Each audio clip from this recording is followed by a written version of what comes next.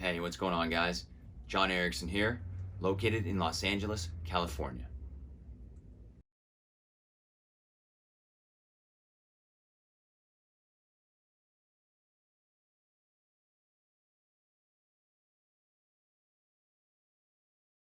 And what a matchup we have here today, folks. Coming into the second round, Frank the Tank has a little bit of blood coming from under his right eye, when Billy the Butcher has just been pounding on him all throughout round one. Let's see what happens. All right, they're out there. Frank is coming in strong. His whole strategy has been to go down low and try and get Billy on the mat.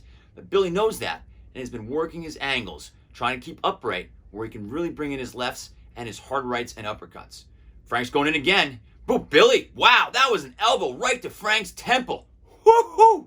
Frank stood back. That was impressive.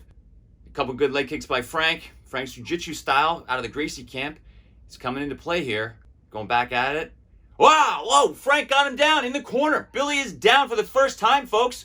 This could be bad. He's got him in an arm bar. This could go well for Frank. Half hold.